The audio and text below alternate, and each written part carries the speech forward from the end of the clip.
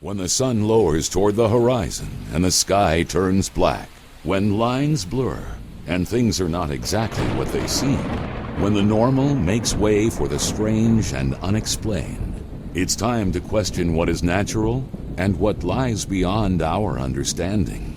It's time to enter the edge of the unknown with your host, Mark Henry.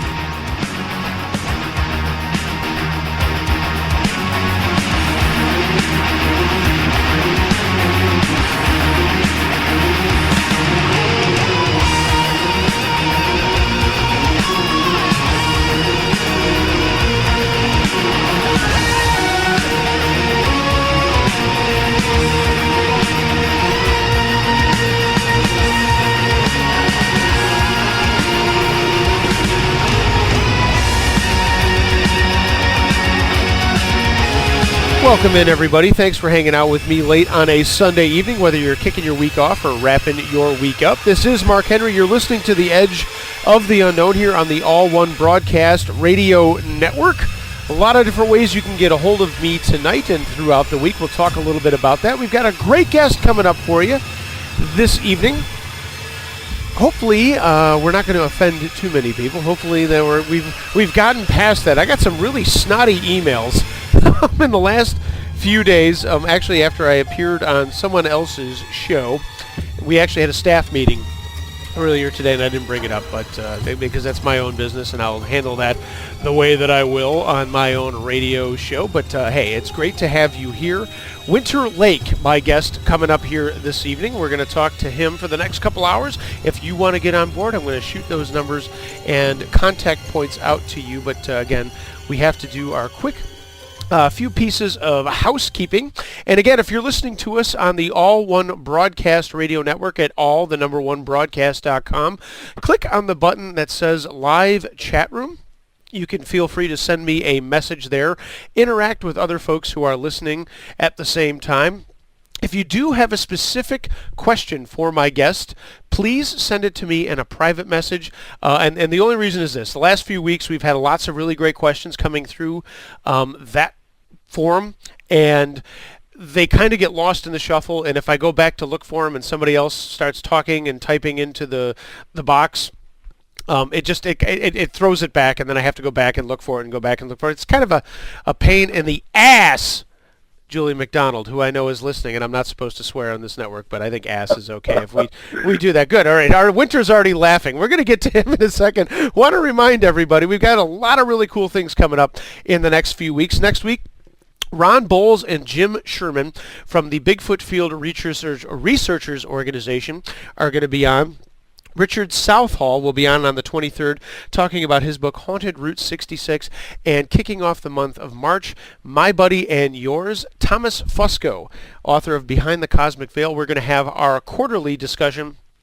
He's already got a whole bunch of things cooking, and he's super happy to come back on the Edge of the Unknown. For this evening, again, as I am wont to be your moderator for the strange, the unexplained, the paranormal, Mark Henry at your service, 717-298-7460. That is the number to get on board, 717-298-7460. You can always shoot me an email at theedgeoftheunknown@gmail.com. Find me on Facebook, Edge of the Unknown Radio Show. Like that page. Shoot me a message there. And, of course, A1B also has a Facebook page. You can always get in contact with me there.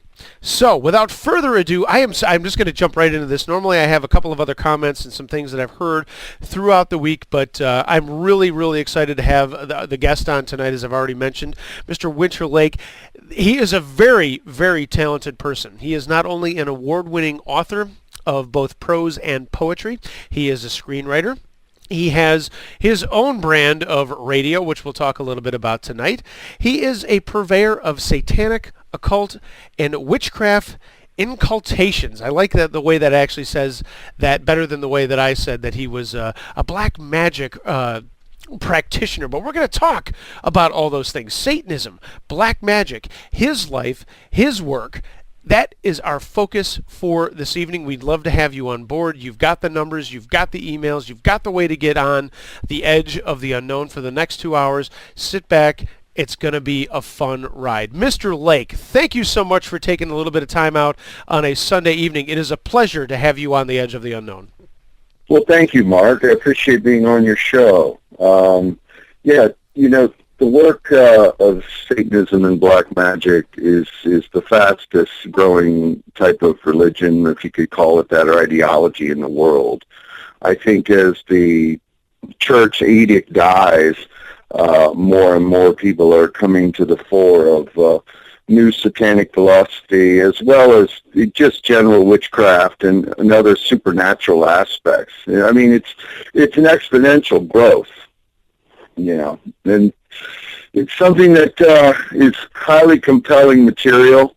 I think people are learning to doubt more, and it goes to the philosophy of evil as the crux of mankind's inherent nature from the beginning of things, obviously predating a lot of the Christian aspects or even the Arab aspects, which actually came later, that were introduced. So we have to go to the roots of mankind in its essence in order to understand that evil and to personify that as our nature. And I think Satanism is answering that call more and more. Obviously, having the history of Satanism in our modern record probably coming on stronger in the past 50, 60 years, it goes well beyond that. And it goes also into man's inhumanity to man.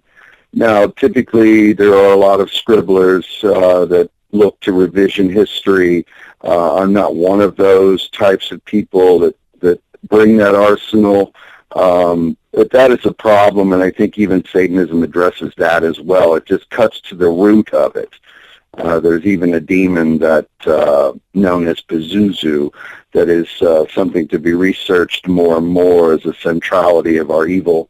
That is the essence, even though the actual statue of Pazuzu has been destroyed in Iraq, which was where it was located. There is a small statue of Pazuzu located in the Oriental Museum in the Chicago University. I think it's the last vestige of it. And there's a lot of irony around that, but having that going into the historical record of evil and Satanism, that is its central context. It's rooting in us as a humanity, and it showed from the beginning, if that makes any sense. It does. And honestly, I want to jump back a little before we even get more into that sort of thing, because I've been doing this show for 5 years now on this radio station, and I was previously on a different station here in Buffalo, New York. I would say without a doubt, 99% of the people who actually told me how they grew up would say that they had a Christian background, whether they were a Catholic, whether they were a Presbyterian. The majority of folks, I would think, grew up in the United States, or at least around these parts, grew up in that sort of thing, whether they went to Catholic school, they went wherever, it doesn't matter. They went to church every Sunday. How did you grow up? How did you get into Satanism and make it a part of your life? Well, it was a natural progression. I'm not a Christian basher, and I'm not really into blasphemy in a lot of regards. Our culture is Christian, despite what people want to deny or believe, or whatever kind of misconception. Our laws and our gray force reality, in our manufactured reality that surrounds us, is definitely indoctrinated in Christian ideology. With that said, it wasn't my action to embrace Satanism as a thing to really break from that or whatever, in a sense. Although I did, in my findings as a small child, utilize it as a way to Satanism was found. It was something that it arrived. It arrived through supernatural experiences, and it is something that is sort of innate in us, or innate certain people that want to grasp it. Obviously, there's atheistic worship, the aesthetic of it. That's an aspect of more self-worship. And then you have death worship, and then you have satanic worship that is exterior from you. I embrace more the fact of the essence that I am my own God and so on and so on. But these philosophies are not anything new under the sun. They're actually been named in the 5,000 years of our historic record in looking at how, as we as a man are evolving. I feel that as a child, when I found supernatural experiences, psychic intrigues and things, and growing as a teenager, I was solving crimes and finding the missing and the murdered and so on. So it was more of a thing that had arrived. It didn't arrive necessarily out of a backlash. However, some of the backlash did come as well to break from the conditioning of the reality that we exist in for me. And what I'm into is not for everyone. I don't seek to convert. I'm not looking to be, a shepherd. I think people seek a shepherd to bind them, which is in anomaly in our culture. It is very hard to be a master. It is very easy to be a slave. In that said, the essence of me is a childhood in that is where it started. Then it grew into teenagers, obviously, very powerfully. And then, in adulthood, it's just made me my own master, my own God of my own reality and world. I seek to influence my own reality and to bend it to the nature of my own progression. Typically in any kind of form, whether it's witchcraft or whatever you're practicing, you can be in denial or not. That is the ultimate goal of it, is to, break from the conditioning of sheeple reality to bend and create financial security and to hold steadfast into that and to evolve even into the progression of the future, which is coming, which is a cataclysm, and to overcome that cataclysm even further. The intrigues of man are progressing to where, as we run out of our fossil fuels, and as we continue down this course, which is incursal to our nature of self-destruction, Satanism is a leap in order to overcome that. And there's also things in technology that are coming, the satanic singularity, which can allow us to survive even further. Probably by 2020, we will experience our first true nuclear cataclysmic event. It would be naive to think that we could stave off nuclear cataclysm forever, since we have it in our reality. I think Satanism is even taking on a strength against that in the future, and black magic as well. So it started as a child, and it just has been something that I have embraced. A lot of people, when it does arrive to those, I have no idea why that does. It is just something that happens. They would deny it or not embrace it. It's just, for me, I took it full on. I held steadfast, and I just rode my own current. A lot of these different ideologies are going against the grain. I just flowed with my own true satanic nature, and I embraced my inherent evil. Now, the deference of evil is very broad. There are tiers and archetypes to this type of evil. Is it an evil that where I'm chasing people around and murdering them or seeking genocide? Absolutely not. However, there are those types that do. There are different levels to this. Is there compassion in mind? Yes. Is it a Mephistophelian aspect? Yes. But there are types. They're generally all around. I mean, there's different aspects to this evil, and there's different aspects of Satanism. Satanism can be extremely destructive as well as creative. But you could say that. But I don't mean to interrupt you, but you could say that about any other religion or any other belief. I mean, very easily, that anyone could be just as destructive as it could be helpful. Absolutely, and I think it's naive for a lot of people that are in Satanism to continue this course to say, oh no, it's in this purified nature. No, Satanism and aspects of it can be very destructive and carried out in many different levels. And obviously in our Illuminati aspect, there is a lot of denial in the aspect that I'm speaking of is the corporatism and the vampire reality that we live in that seek the desolation of mankind. My philosophy as an aspect of Satanism does not seek the desolation of mankind. However, mankind seeks its own desolation. And it's, as I said, going to happen in our lifetime. Absolutely will. And everybody, if you're just joining the Edge of the Unknown, my name is Mark Henry, coming at you every Sunday evening here on the All One Broadcast Radio Network from 8 until 10 o'clock. My guest this evening, Winter Laake, and this is why I love having guests like you on, because, as I mentioned, I try to keep it conversational, and over here I'm scratching down things. This is not something I would have even asked at this portion of a regular show, but I just wrote it down. And from your standpoint, why are those that might say, we are our own selves, as you said, we are our own God, our own masters, yet others are chastised for saying the same thing? I'm going to give you an example. A guy that I really, really like, and some of his books are just the most amazing books out there, a guy named Dan Millman, who talks a lot about finding your inner self, finding that person, finding that voice. And they made an unfortunate movie, which is not as good as his book, The Way of the Peaceful Warrior. People will look at that and go, hey, that's okay. But then if you come out and attach the word Satanism with it, you're a pariah. You're the worst thing ever. Why would that possibly happen when what you're talking about is essentially the same message? It is essentially the same message. The pariahship occurs because the endowment of power. When we're looking at power and we're looking at the Illuminati, there's a rulership with it, and these types become megalomaniacs. These megalomaniacs, as we have seen Hitler and all of these different types of antichrists, and they continue to arrive, and they arrive every day, they're really bringing a lot of desolation. They're bringing the Einsatzkommando. They're bringing the chastisement, the cleansing, the purging of races. And that's why you're going to go there. That's why people are getting upset, and there's every reason to be.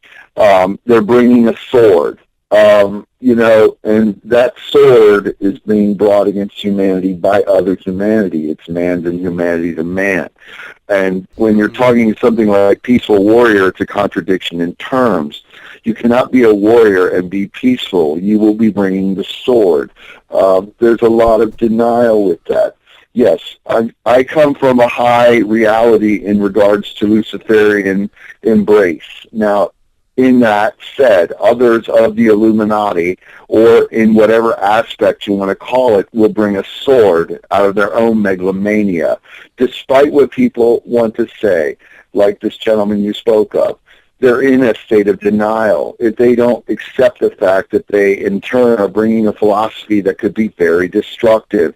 It could rout out humans. It could bring death and destruction down upon mankind. You have to realize that, and you have to accept it. And by the term is my own embrace against denial and against the manufactured reality that we live in. It's saying that this satanic nature will garner power. It also garners vast ability to destroy, because you are bringing into the fore, as an example of Nietzsche, or any of them, in his Uberman seeking of the Superman aspect. When you're going there, you are going to be stepping on people. The masters, or whatever, the superior seeks to destroy the inferior. It's the demons that feast on the weak, and so on and so on.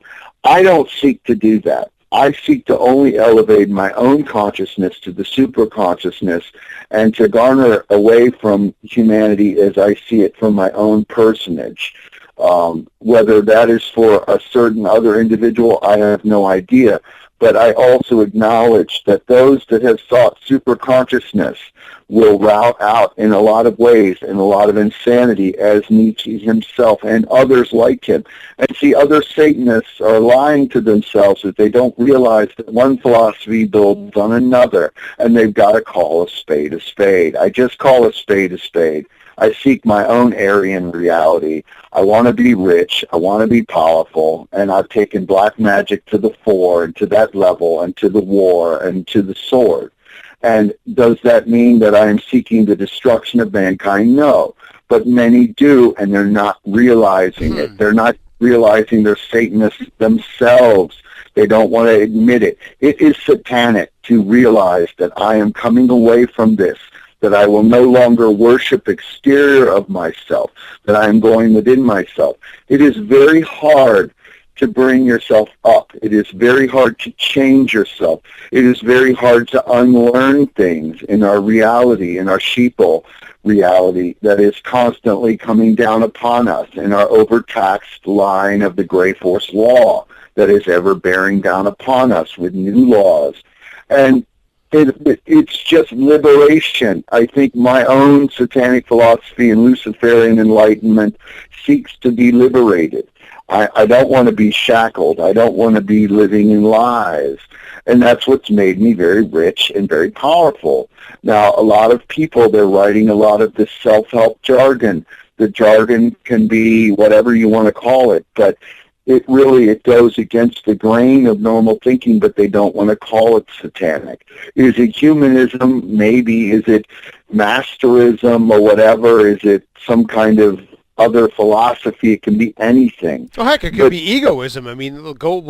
Talk. Ayn Rand wrote. I mean, all her books were totally about egoism and the power of man.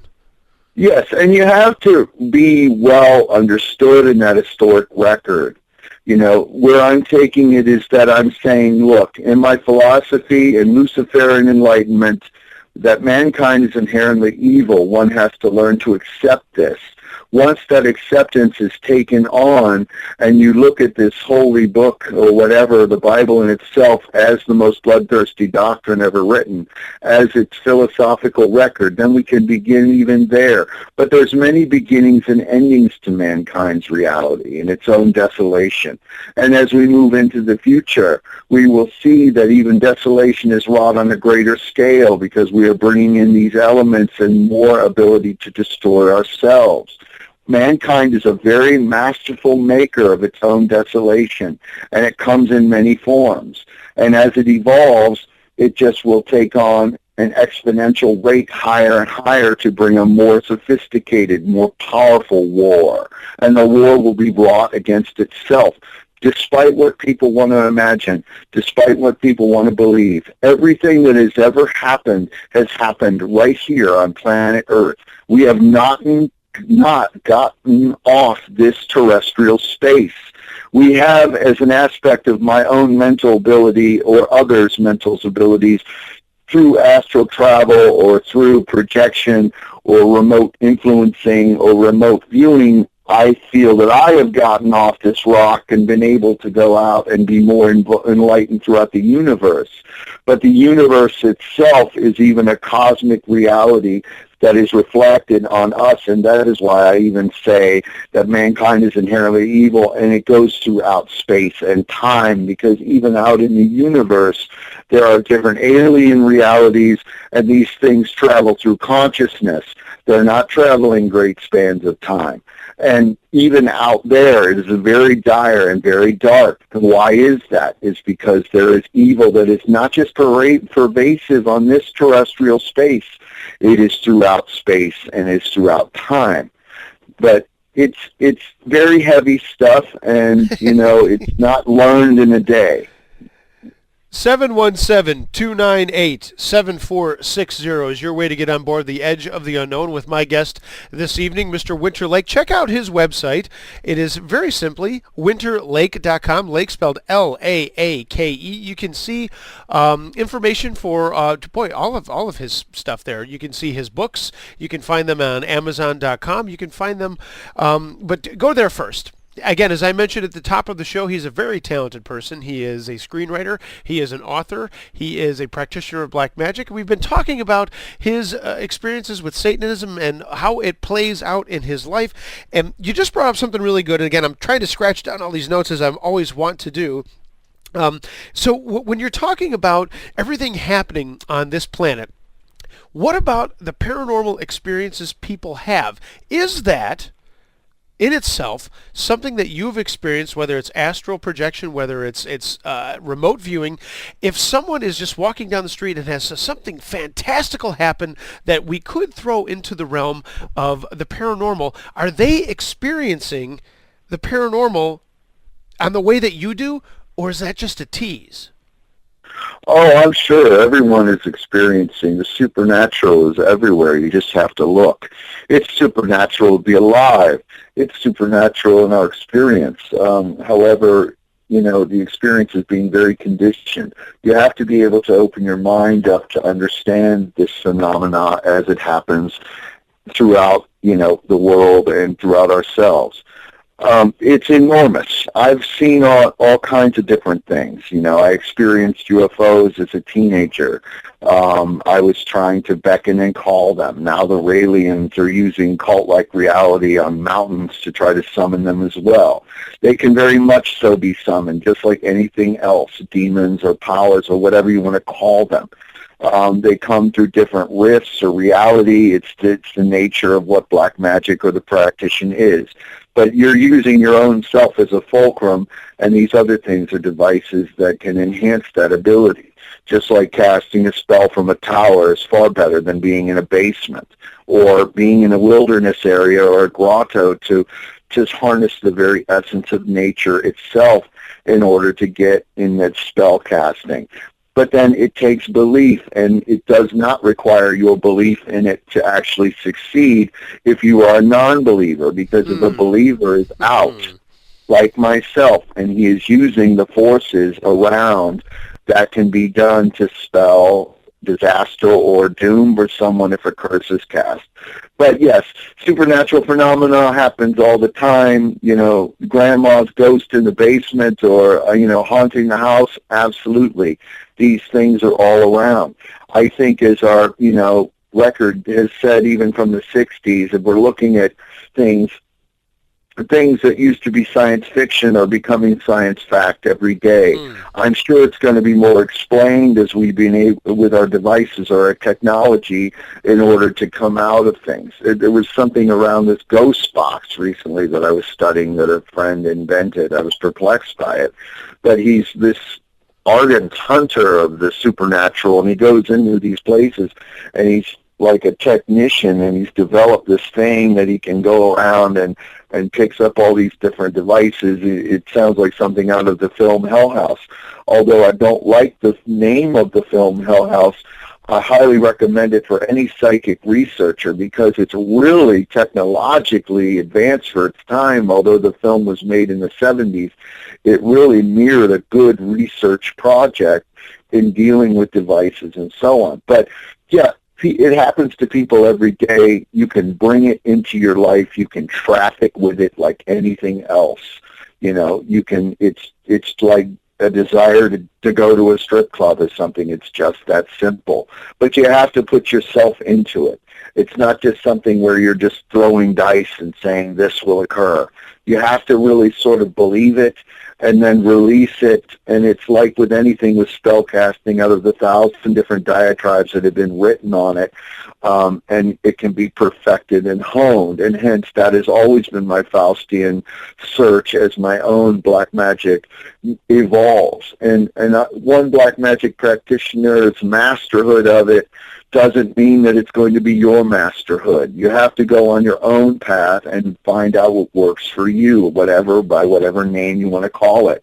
These people get so caught up in their ego, and they're saying, okay, I am this all-powerful, masterful black magic practitioner, whatever. Who cares? I hate that. I think that's ridiculous. Most people that I find that say that I am this satanic master or something, they're just a waste of time, and their ego is overcoming anything that they could actually accomplish. If you are saying you're this great master, but you're an army of one broke living in a rental that's like barely being paid for, one step from being evicted, that is not being a master of your reality. If and there are people that run corporations and run people down every day, but they won't admit that they're in a form of Satanism. That is absolute types of Satanism. It's not my type of Satanism because I don't seek to run people down. I think you have to be fair, and I think you have to be just in what you're doing.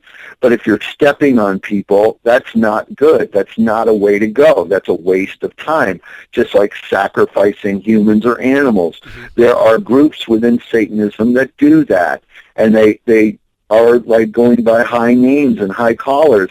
And that's completely not my form of it. I think that's a waste of time if you're hurting children, or if you're in prisons and you're, doing things to people, or if you're even out and, out in the regular public and you're injuring and destroying. That is not the way to go.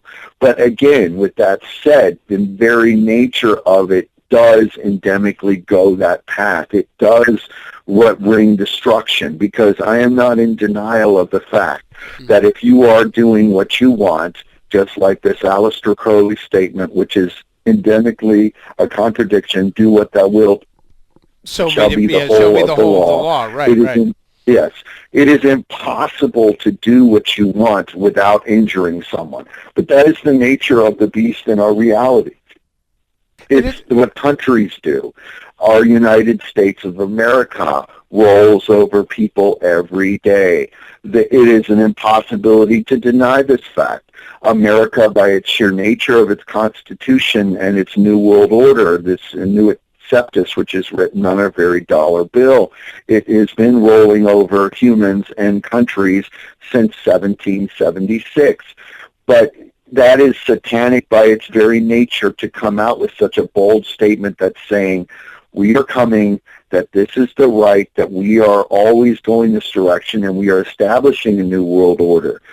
Through my Satanism as a philosophy, it is seeking to establish its own world order, but it's doing on its own essence. That I am saying that as an individual, you do no longer have to be downtrodden. You do not have to be broke. You do not have to be tired. You do not have to answer to anyone. That you can be a millionaire, that you can have a $70,000 car, and that you can drink $4 coffee, and you can relax, and you don't have to stress. You don't have to get old, and you don't have to have gray hair, or you have to listen to someone who is nagging you all the time. What you can do is you can really be self-help to the 10th power and accept who you are as a person, make whatever works work for you, and call it whatever you want. I call what I do satanic. I accept what I do. My nature in magic is black. It is a black magic power, because I am not sitting here in a white light lie saying that, okay, if I cast this spell, it is for altruistic means. That is a lie. If I am casting a spell, I am casting it for thyself, and I am seeking to get my own highest and best Luciferian power out of it. Now, will people be hurt, injured by that? Probably, because that is the truth of it. In certain forms of other, whatever you want to call it, witchcraft, and I think witchcraft is beautiful, and I don't bash witchcraft. I'm just saying that there are those within witchcraft that seek to harm none and do what thou wilt. That in itself is a contradiction in terms, because you cannot do what you want without harming someone. It is just the nature of things. You would be living on pins and needles and sleeping on a bed of nails if you tried to live by that philosophy. Mm-hmm.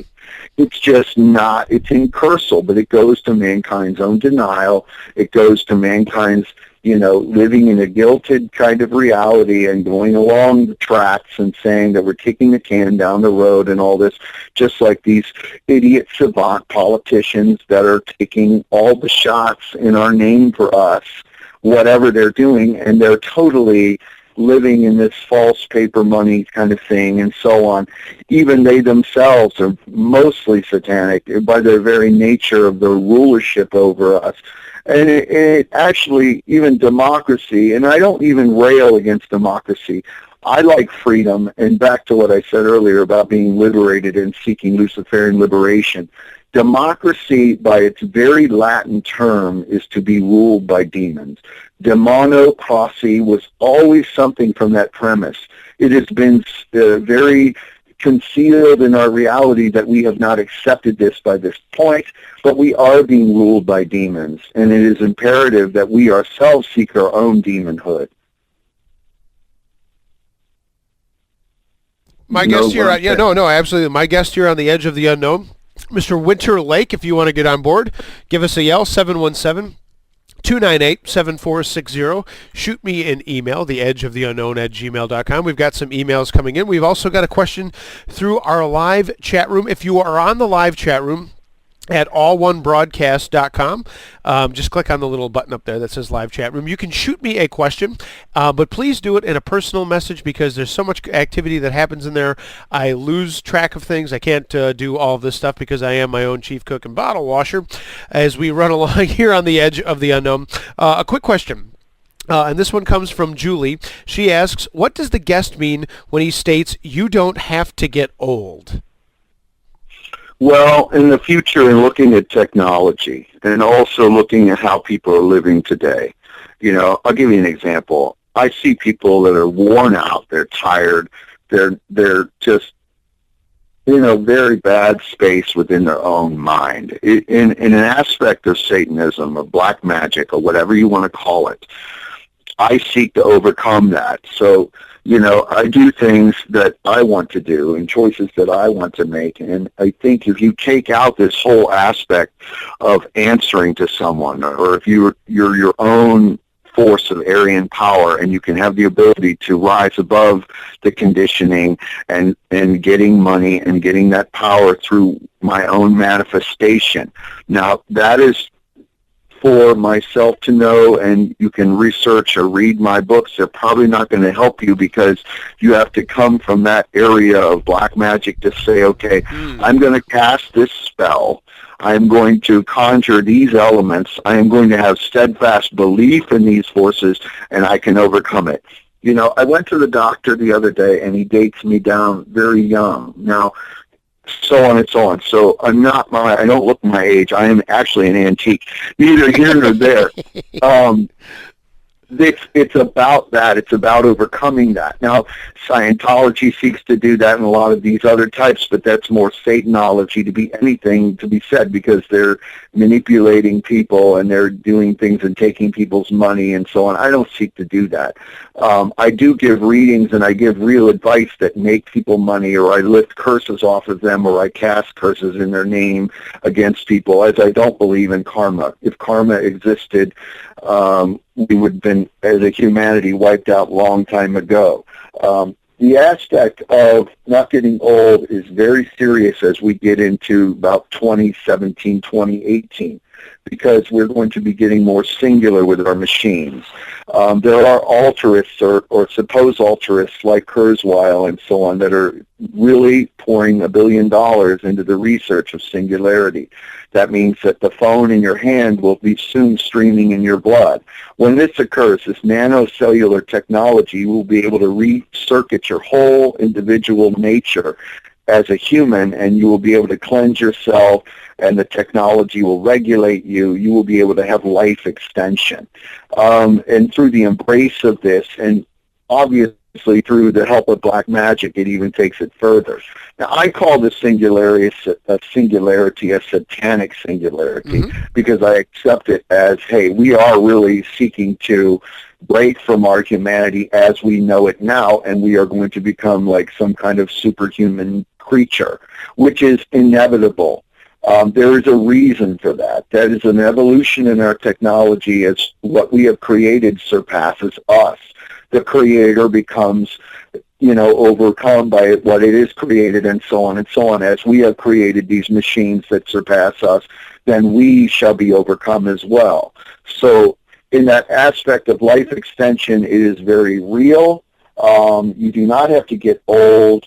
And, obviously, as I've said, through black magic as it stands today in 2014, it's kept me in a very good kind of a stasis space where you can really overcome a lot of the anxiety, guilt, and self-destructive nature that man has, and it slows that aging process. And there's even spells and stuff that can do it too, but that's very simplistic. But in the future, it gets very technological, and it's a short-run future. It's not going to be, 50 years from now. I used to think it was, but my time frame has shifted. The mapping of the brain that is going on, the technology that's being poured into that by the founder of PayPal and so on, aligned with other Illuminati people, they're really working on this. However, as I said, they each have their own intention. They're coming off as their altruists. honest they're not. Just like Kako, who's a doctor and he's a physicist and he's brilliant, but he's not really an altruist. His parents were incarcerated in some kind of concentration camp. He had some kind of issue. His true nature will come out later. Just like with Kurzweil, his real intention is to resurrect his dead father through DNA regeneration, and this is going to be very likely to happen soon as well.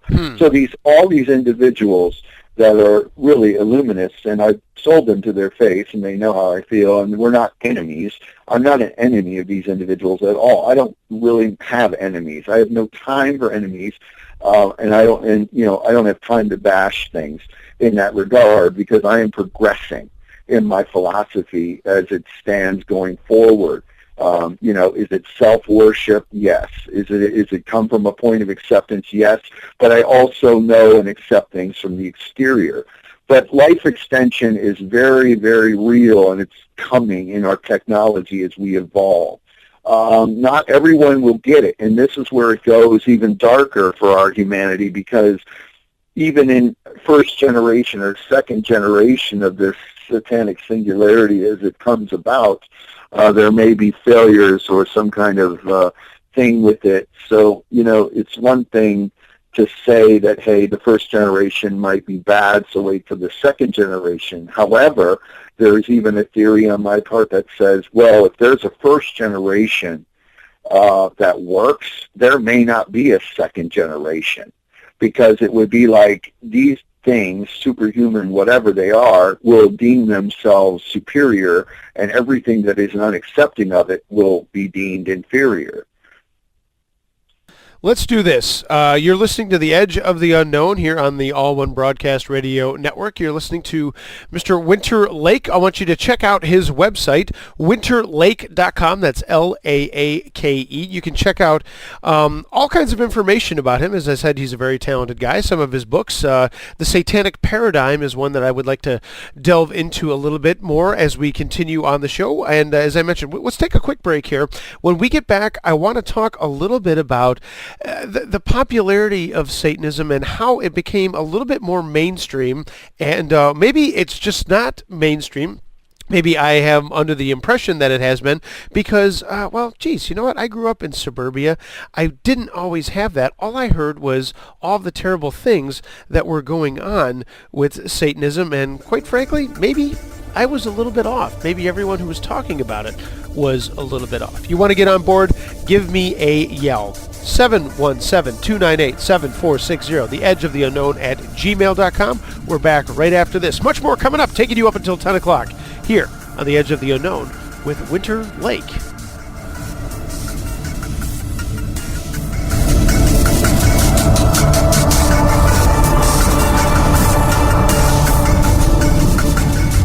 Looking for the best in vintage clothing? Look no further than Vintage Wears Boutique at vintagewearsboutique.com.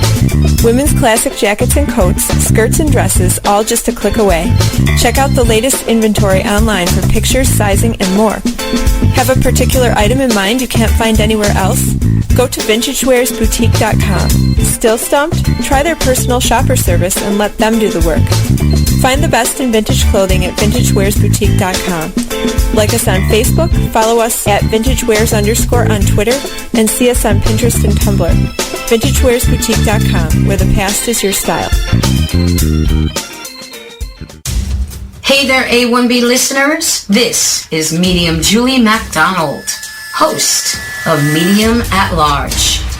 Join me Wednesday nights on All One Broadcast, where together with my guests, we journey into the many different worlds and expressions of spirit through mediumship, astrology, nature, indigenous technologies, alternate universes, otherworldly messengers, and much, much more. You just never know where we're going to land, so strap your seatbelts and tune in to Medium at Large on A1B. Listen, it's the only place to be. For those interested in delving deep into the paranormal, why not look into the Paratech store? Located at paratechstore.com, browsers will find the latest in investigative equipment, books, and more. Items go beyond technical equipment.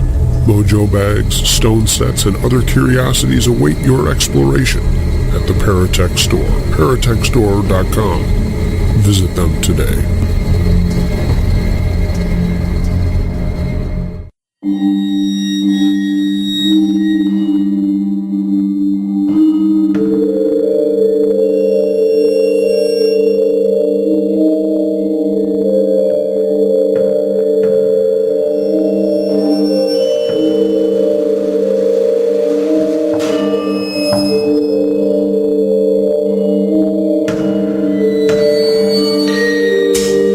Without chupacabras, there's nothing to talk about.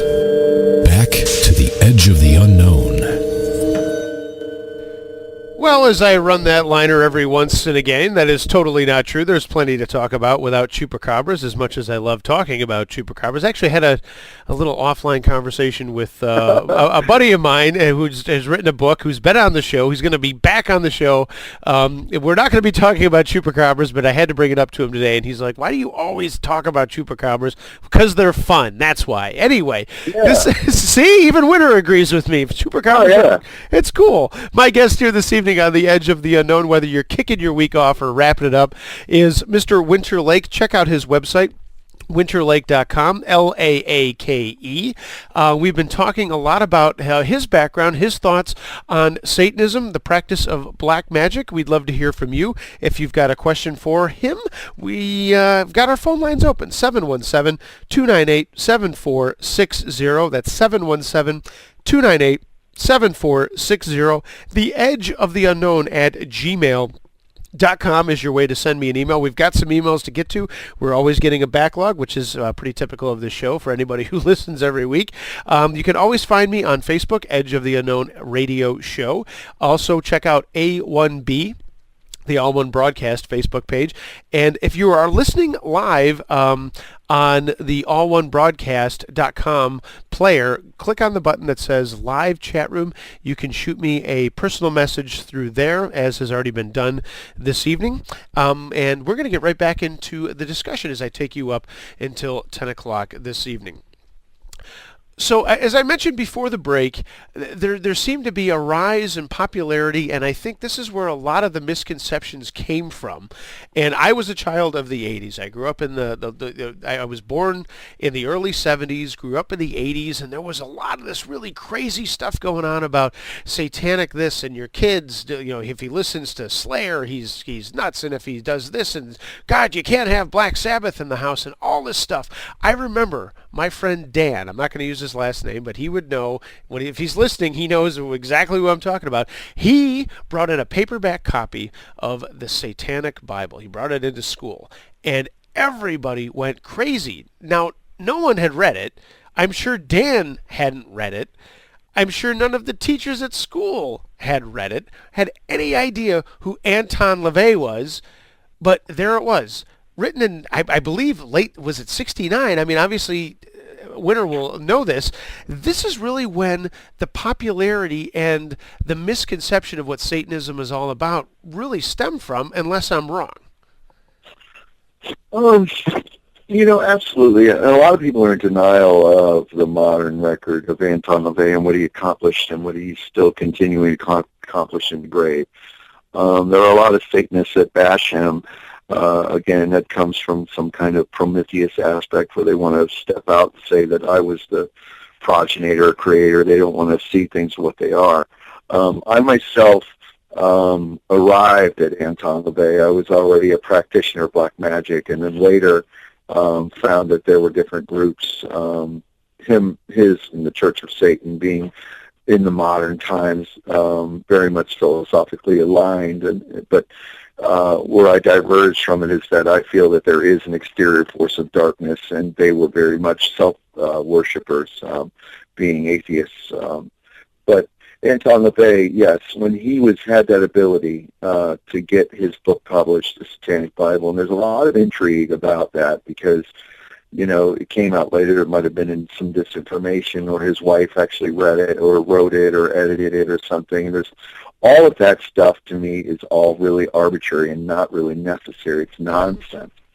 Anton LaVey was able to at least put his name on something and get something out there that began a whole kind of different aspect of our thinking. In 1966, he established his satanic group. It was the first in our modern record, despite what many think. However, there's been others, Hellfire Clubs and other things that were predated that, and Aleister Crowley's work and so on, who I believe is a Satanist as well, even though a lot of the different other occult groups would deny that. So Anton LaVey, being that said, is not a total sole individual of this satanic movement, but he is one that really made it more accepted in our society. Avon Books published his book. They sold millions of copies throughout the country. It brought a big influence into our society and into our world. He was really kind of groundbreaking in that. And then he embraced, obviously, the whole showman thing and all the intrigues that go on around Anton LaVey, whether his name is real or whether his house was real or any of these things, as far as like all of this, stuff that was around him is really not really about what black magic is. I'm looking at the core central aspect of that. When his book got introduced into the world through the printing, through Avon Books, and then the Satanic Rituals and after, and then his influence, it took about 30 years to really, or maybe about 20 years to gain steam. When it got into the 80s, it did create a satanic panic because people were really starting to break from their regular Christian conditioning at that time. 1988 was a very crucial year in our record because we're from a satanic aspect, because it was the time when the churches were really thrown down and Satan as an aspect or as a being was installed as a leader of our world, as we kind of came to that acceptance that we do live in a demonocracy and so on and so on. So the 80s were a very critical time. And actually, despite what people want to say, there is horrid things done in Satanism aspect's name. There's been a lot of animal and children hurt and a lot of things that have gone on. But that isn't the Satanism that I adhere to. Right. But again, other Satanists deny this. There are horrible things that occur in it.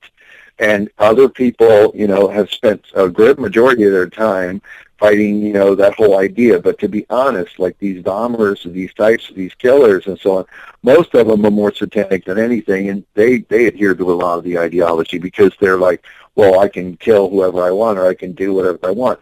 There is very much so an evil in that. And as I said earlier, there's different aspects of that evil. But Anton LaVey laid down a groundwork in our modern record that really took hold by the 80s.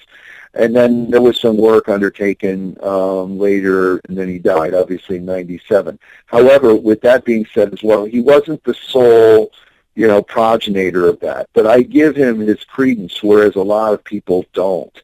Now it just seems to be like, slamming this guy or whatever. And whatever, I can understand whatever they're coming from. But I just look at philosophy and the philosophic record of Satanism, and he is a pillar of that. Other groups, they really down on him, and I can understand that. It's something they do. They want to step out of the shadow, or they feel they're in a shadow. I can tell you, I was never in Anton LaVey's shadow. I was never in really anyone's shadow. I'm in my own shadow. I don't even have to address it. But I do but I understand that he was a part of that record, and and he brought it in the paper, and he was doing all these different things, and he was celebritizing it. In that celebritizing it, it made it more popular. Now here we are in 2014, and it is becoming extremely mainstream. People are looking and embracing this satanic aspect more and more. They're seeing it for what it is. They're like, I don't have to live in denial. I don't have to live in guilt. I can embrace this power. I can try to cast these spells to better myself. And it doesn't matter if it doesn't work. It doesn't matter if it's self-deception. If I'm standing in a chamber and I'm conjuring, and maybe it is all self-deception, But, mankind lives in self-deception anyway. If you're saying, I'm going to cast a spell and I want to manifest this expensive car, you do have to take some action with that. And combined with that, you're gearing your own mental state to get into the position to be able to handle that. It's kind of like being able to run your own television show or run your own film or whatever. You have to be in a certain state of mind. Whatever it is that's working works for me in that aspect. And that's what I think people are starting to come to see, and they're practicing more and more. And, I see it more and more in society. And it doesn't matter what name you want to call it. And right away, I can understand why people attack it. It's a very dark thing. Satanism is not for everyone. And if they need to call it humanism or if they need to call it something else but still practice Satanism, they can. I mean, whatever works for you. Well, I think people get scared, and rightfully so, with what you're saying is that there's a lot of different ways you can go, and there's a lot of different ways you can go in life in general, where, what you're talking about is, a life plan, and this is what I want, and this is what I'm going to do, and this is what I'm going to focus on.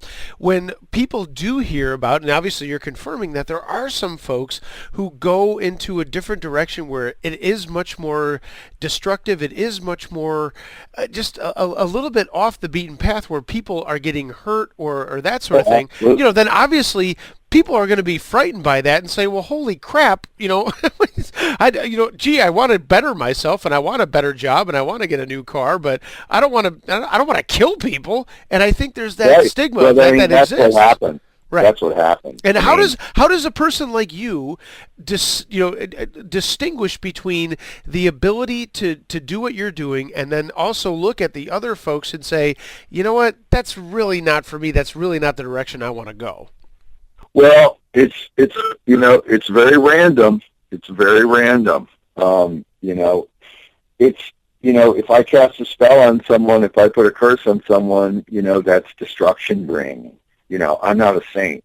I accept that, and I've done it in order to get things and to move forward. That's very dark and that's very hard to people to realize. And it is, but other people that are in this, some of it, they wouldn't admit that. They're too frightened of it, or they wouldn't, be honest with themselves.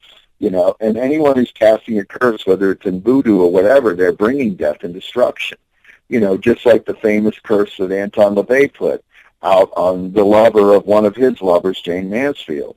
Well, she ended up getting tangled up in that, and she died in that car crash with the curse manifested as well. So there's a lot of different slippery, double-edged swords with this work. And, you can slide kind of all over the scale on this thing. There was a guy who I was speaking with the other week, and he's like, we're going to build an army in the future, and he keeps having these visions, and he's focusing on this army, and I tell you, I don't want to be a leader. I don't want to be a shepherd, because I know where that goes. Because if you're going to do an America in the future or have some kind of global control thing, that just doesn't interest me. I mean, mankind is overpopulating itself, and it will fall on its own sword. By the sheer weight of its nature, when you can't go down the street and get food out of the grocery store, and everything begins to grind to a halt because we're fracking our world apart to scrape the bottom of the barrel, and we're running out of resources because we're just like rats devouring the globe. Satanism might be able to get you through that, as I said earlier, to, manifest and survive. But, my survival in that may not be your survival. Somebody may not want to experience that, DNA regeneration goes wrong, then all of a sudden we have all these creatures, or we have zombies, or whatever you want to call them. That's an inevitability. I mean, these things are very dark, and the future shifts all the time. And I think people that are into Satanism or into black magic, and they're saying, just like the white witches, they're like, harm none, do what thou wilt, that just not hold water. It's not going to be anything real. It's a lie. And, that's where you get your Hitler. I mean, that's, a lot of that comes out of that denial. I got to ask you, and again, my guest this evening here on the Edge of the Unknown, Mr. Winter Laake, outside of the fact that I had no idea that Anton LaVey dated Jane Mansfield, which is Good for him. Right. Holy cats! Good, yeah. All right, my wife's hot, but that's okay. Anyway, all right. I digress. I'm going to I'm just going to smooth that right over. But it's interesting what you just brought up about because you've been talking about wanting to be not necessarily powerful, but in want of being financially secure and being as successful as you can be. But at the same time, if you get too successful, doesn't that thereby take away from other people who are scraping at the bottom of the barrel? How does that all work? How does that all work at the end of the day? People are getting stepped on all the time. I mean, that's the Illuminati. That's the whole agenda. That's the campaign. That's the mandate for democracy. Highest and best. And yeah, I mean, people get stepped on. And I've stepped on people. It's just the nature of things. And that's how we're made. And but so you're honest about it. I mean, you just said, I've stepped on people, and a lot of people... I've gotten in corporations just to wreck them, or I've built corporations. I mean, I have people that won't make moves without me. I mean, they have millions and millions of dollars, I'm very content. I mean, things are very much moving in a good direction in my life currently, and I want to keep it there. And I'm just being honest. I mean, people that are in corporate reality, the corporate vampire system, they know for a fact that people get stepped on. You step on somebody when you look at your numbers and on the roster and Christmas is coming and you're like, you know what, I don't want to pay these people, fire 1,000 of them. That's happens, and then they're out of work, struggling, broke, run out of money, and then the horrible things that happen to those people. That's the nature of the beast. And democracy kills, and communism kills. All of these different things. You have to keep yourself at high strength in this society. If you don't, you're going to just be a derelict, and then you just get kicked. That's the last place you want to be. I was on a train platform here in Chicago the other day, and I saw these two guys throw another guy on the third rail. Wow. I mean, and then I was walking down the street the other day, and I saw a guy in a mask shoot 4 people in a car. So these random acts of violence are a part of it as well. It's very much evil, and that's the human nature of things. It's about unleashing the beast within. And that is what's really under threat for human society as well, that we're constantly holding in all of these things, and that's going to happen. In the future, we're going to hunt each other for food if things don't change.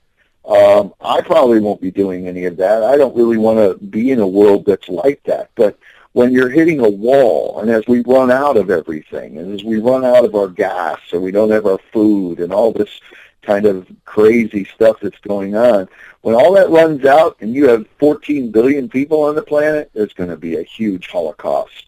And it's going to be real, and it's going to be Satan, and it's going to be the power of darkness made manifest. But after that purge, there may be something that will become higher from that, but it'd be a more elevated evil. Let's grab an email here on the Edge of the Unknown. If you're interested in shooting me a message, we've got a couple here. We got a little backlog.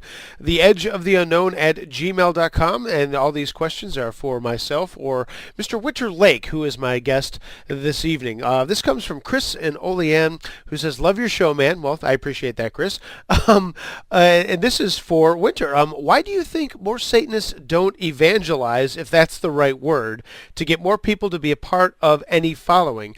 Don't know about you, but I get harassed by every religion under the sun on a monthly basis. Chris, thanks for being on the Edge. I appreciate it. And that question is right for my guest, Mr. Winter Lake.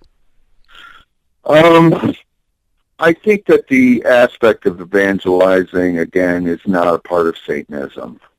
Satanism arrives in someone's life. It usually comes out of atheism, an aspect of no acceptance of God, and then really internalizing and analyzing yourself as your own Aryan. And I use the word Aryan as the predated time, going about 200 years or so, with Madame Blavatsy's aspects of seeking an Atlantean Aryan reality, not the bastardization of the term and the occult reality that the Nazis tried to use. And then they, of course, exterminated all those people. That is no interest of me when I use the word Aryan. But it is something that, typically, again, arrives.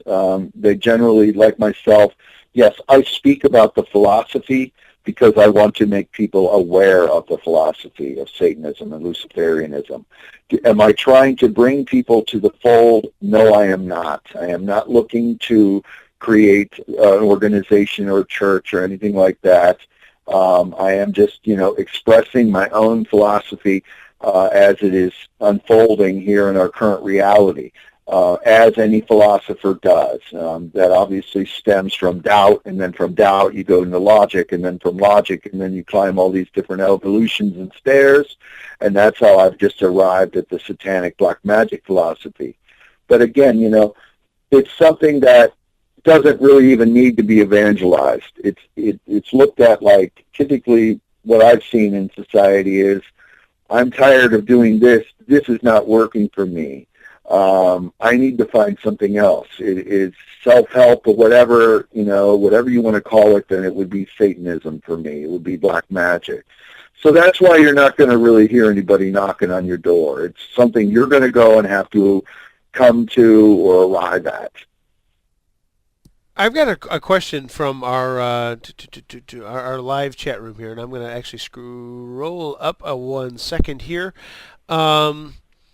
Actually, it's a comment, but I thought this was actually telling because it was what you were just talking about. Kathy just wrote something that says, I'm sure there are ways to achieve what you want without hurting. See, this is why I asked that you guys send them to me in a personal message, because that's exactly what I have to scroll back. Right. I am sure there are ways to achieve what you want without hurting other people in the process. Yeah, it's very hard to do. I mean, especially with 7 billion people on the planet. I mean, what I want, people get stepped on.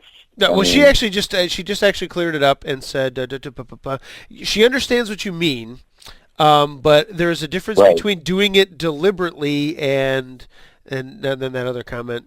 I hate the live chat room. I don't want to do the live chat room anymore, anybody. You guys are a pain in the... But I guess, is there a difference between doing it deliberately and understanding that, sure, survival of the fittest, somebody is going to be stronger, somebody is going to be faster, they are going to get to the top higher or whatever, but, I guess what she's asking, and maybe I'm putting words in her mouth, is there something wrong about going out of your way to screw somebody to get to that point? I mean, not really, because that's just the nature of things. If you see in our society, if we see weakness, we kind of, endemically go after it.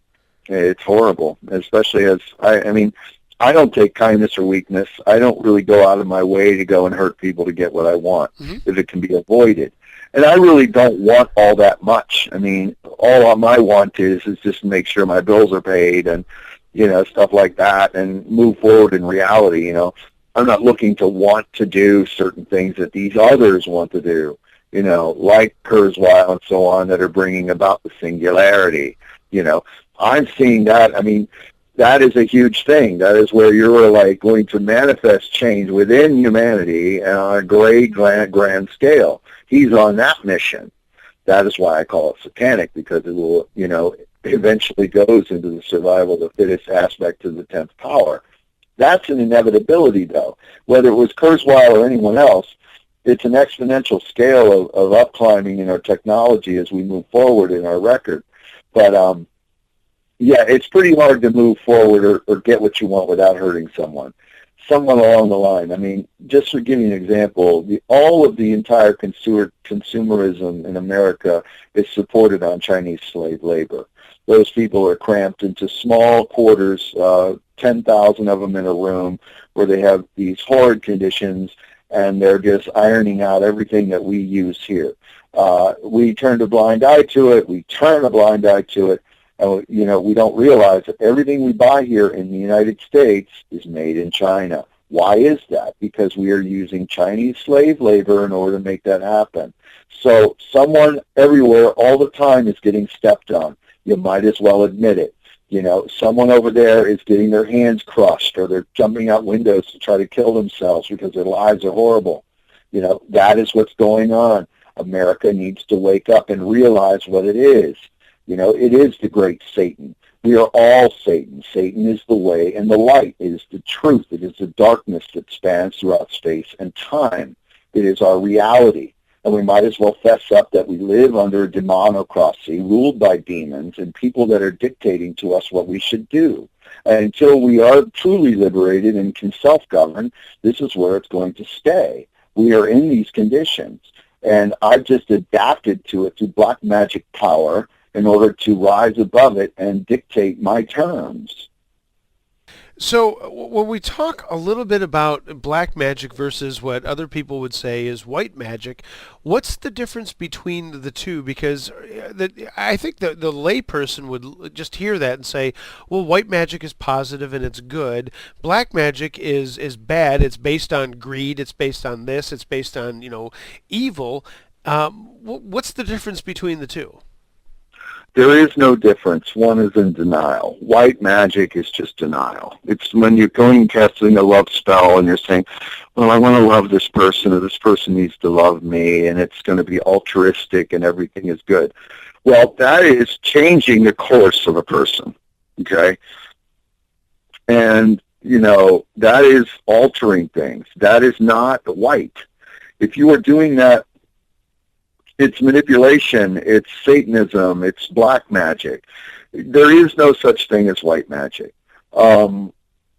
People are, saying, some people that I know stream from some kind of light giver, light bringer or something. They stream from this consciousness and they want to heal people, okay? And there's nothing wrong with that. That is fine. If they feel that they're using Reiki or some kind of forms of other existential reality in order to do this healing and things, they're still getting off on it. There is a reason why they're doing it. Even that in itself is a black magic thing, because there is some kind of enjoyment that they're getting out of it. But, the black and white thing is very arbitrary. One man's good is another man's evil. That argument has been the dynamic of humans since the beginning of time. To tell an Arab that this small child in Pakistan tore up this Quran, and then they grab this child and they pour acid on her face, and then call her a witch, and then realize the whole thing was all a lie anyway, made up by some guy who just wanted to maim a child. This kind of behavior is crazy. To us in a Western reality, we would want to go cut that guy's head off. But, this is the whole weird trip that we're on. Humans are just this vile creatures, and they just need to be kind of reined in from time to time. Unfortunately, we're going to rein ourselves in very soon here through a cataclysm. Winter Laake, my guest here this evening on The Edge of the Unknown. Check out his website, winterlaake.com, Laake. He is the author of The Satanic Paradigm, which we actually haven't even talked about any of your books, but you can find all that information at his website of all the things that he is involved with. He has written a number of different books. He's won awards for some of his prose and poetry, as I mentioned before. And we'll talk a little bit about his books. We're going to take a fast break here. There's been a number of comments from our live chat room at allonebroadcast.com. If you're checking that out and you want to get involved there, you can see some of that. And we're going to talk about those comments. I've got more emails. We want to hear from you as well. If you want to give us a ring-a-ding-ding on the old phone there, 717-298-7460. It has been a very quiet night on the phones, which happens from time to time. What are you going to do? But if you want to get on with Winter Laake, we've got plenty more time for you to get on board. Taking a fast break here. We'll be back right after this. Couple of messages to pay the bills. And want to remind everybody, next week, Ron Bowles and Jim Sherman from the Bigfoot Field Researchers Organization will be my guests. Hey, I haven't even asked Winter about Bigfoot, but maybe we will when we get back. Bigfoot is real? I don't know. I was talking about the Loch Ness Monster the other day. So, hey, we might do that when we get back. Everybody, stick around. We'd love to hear from you. Again, 717-298-7460, the edge of the unknown at gmail.com. Thanks for hanging out with me late on a Sunday evening. My name is Mark. This is the Edge of the Unknown. Back with Winter Laake in just a second. Mark Henry here for the cool cats at Natural Vapors, with 2 locations in Western New York and online at naturalvaporsbuffalo.com. Natural Vapors offers a variety of e-cigarettes and accessories for those making the jump from analog smokes. Whether you're new to vaping or you're a seasoned user, Natural Vapors has what you're looking for. First-time vaping? Visit with their dedicated staff and they'll set you up with a starter kit that is customized for you. For the experienced vapors, they carry the latest smooth batteries and tanks by Kanger. And if you're looking for mods, they've got Innokin mods, custom wraps, and much, much more. Natural Vapors offers dozens of e-liquids to fit your flavor fancy, as well as wholesale e-liquids. And hey, all liquids are made in-house from USA FDA-approved ingredients. Don't take my word for it. Check them out yourself. 2 locations in Western New York, Southgate Plaza in West Seneca, and also in the Union Consumer Square Plaza in Cheektowaga. Not from around here or just don't want to leave the house? Order online at naturalvaporsbuffalo.com and have everything delivered right to your door wherever you are. That's Natural Vapors and naturalvaporsbuffalo.com. Tell them Mark Henry sent you.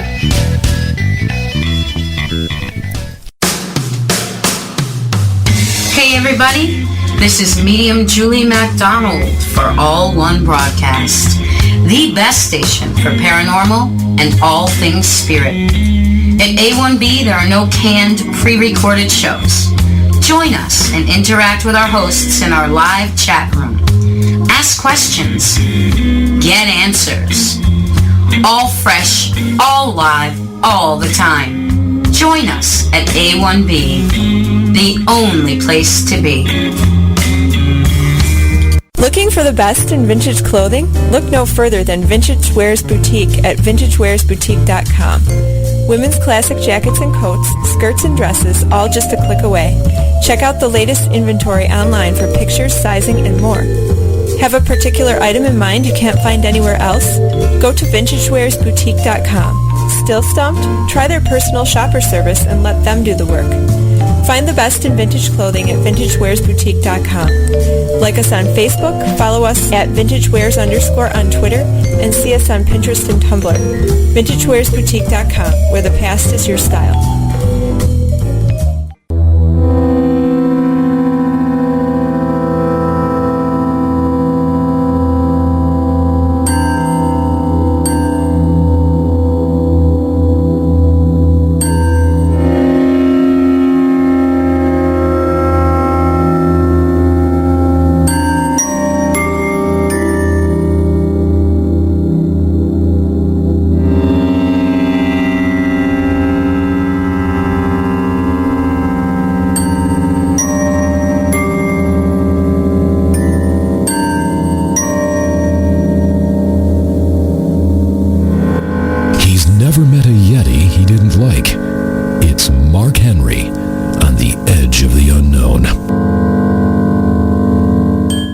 Welcome back to the Edge of the Unknown. As the big voice guy just said, this is the Edge of the Unknown with myself, Mark Henry. Holy cats, I'm not here by myself. I'm here with you on a Sunday evening. I've also got my guest live on the line, Mr. Winter Laake, 717-298-7460, your way to get on board, theedgeoftheunknown at gmail.com.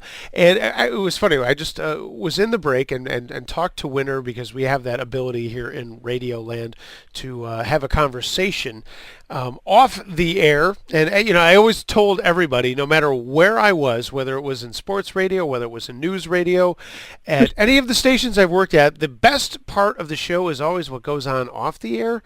And not that we've had like lots of laughs and all kinds of goofy stuff, but the truth is I just told him, I said, boy, you know what? I've got a lot of people I think that are kind of angry right now. And it has nothing to do with anybody who's here, but I've got a bunch of angry emails that I'm going to get to. Wow. So we can talk about those, again, with my guest, Winter Laake. Check out his website, winterlaake.com, Laake. We're talking about Satanism. We're talking about the practice of black magic. And actually, one thing that I do want to touch on, because one of the things that came up in the chat room was, as I mentioned, the difference between white magic and black magic. So I'm scrolling up to get to that before we get to NT or anything else here. Okay, hang on one second. They actually say white magic doesn't do that either. And these are a whole bunch of thoughts, but I want to get these out there.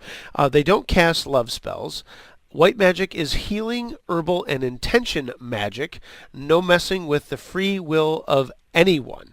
How would you respond to that?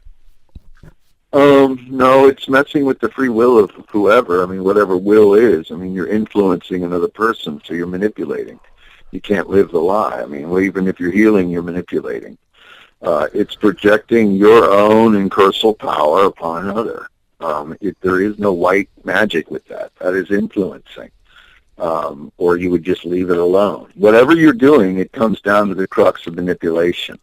Black magic just calls a spade a spade. If I'm seeking to do this, if I want to move these things around, or if I want to do this, it's causing a movement, and it's manipulation, and it's, black in orientation. Then it goes, so there's a whole list that, that goes around, whether it's love or, whether it's casting a curse or removing a curse. It's just how I view it. I mean, it's not for everybody, and, I can understand why people would get agitated at that, I mean, I got to be honest with you. I have some people who I consider very close friends, and I mean, and these aren't even people that I actually have had dinner with, but people that I talk to and am very intimate with a lot of stuff when it comes to the paranormal, who have talked to me about this sort of thing, and it's such a weird place for me to be when I have to admit that, they are very powerful people. Whether or not I can say, yes, it was a spell, yes, it was this, yes, it was that, they're still very persuasive folks. They're still very, very smart people that should, they do demand and should be paid attention to. Right. I can understand. And that's bringing influence, and that's manipulation. Whether it's the use of the words or the type of incantation or whatever it is. I mean, and I'm not slamming them. I mean, my personal belief is that there is no white magic, that everything is black, and that we are inherently evil, that we are driven by our own desires, and that comes in every aspect of our reality. It's just we're the animal beasts of the field, and our intentions are always skewed, and they're weird, and they're very diametrical. They go in all different directions as a chaos sphere or something, but it's still our inherent nature. And if people are doing whatever they want to say is good or whatever, it's still in forms of color, whether it's dark or gray or whatever. But one man's good is another man's evil, and there's a big spectrum to that, and that's been the struggle for mankind since its beginning. So I got a question here for you, and this is just something that I've written down again in my notes as the night has progressed, because we do talk a lot about paranormal experiences, and I had a question earlier about that, and folks who have things that happen in their house that they think are ghosts, or maybe they are. I don't know. I mean, I haven't been there, and that's not for me to judge, but I think it's interesting to think about this, where number one, is the paranormal inherently evil or good or neither when it comes to ghostly visits, paranormal activity, whether it's a poltergeist or anything like that? Because a lot of times, especially in the movies, which I know soup everything up, but a lot of paranormal investigators will always say it is demonic behavior. It is something that is here to hurt you. It is here to destroy your family. What are your thoughts on that? Well, that's a huge spectrum. Hauntings, or the existence of spirits that are living on in their whole personality in the afterlife, or whatever that is, whether we call it afterlife, it could be veils of reality that we don't see. And I think our experimentations, not ours, but experimentations with DMT are opening up those veils to be seen even more. Because if you ever want to see real ghost activities going on in a haunted house on DMT. But neither here nor there. DMT, I'm talking, is a reference to this new drug that's being used and worked on through the government, and they're able to, it manipulates your entire reality. It's not just an LSD trip. It transforms things, and you're able to quantify your mind, and it brings you down to a certain level where you're able to peer in the veils of existence and so on. This is no joke. It's very real. But paranormal activity, whether it's all demonic, probably not. I mean, you've got different people with different agendas, or creatures, or aliens, or something coming through from another place, obviously, because if it's not in our four-dimensional reality in our house with our solid walls and our solid door, then it is something else. That being said, that supernatural element could be whatever it wants to be. You would have to be there at that specific time. There was this house over here where, well, I won't even talk about this house. I'll talk about the woods, okay? There's a woods over in this area called Bachelor's Grove where this man, hung all these people and burned the house down in this cemetery in the middle of the woods and all this. It's haunted like crazy. The woods is Satan's church. I mean, this guy was evil in life, and he brought his evil in death. And he haunts these woods.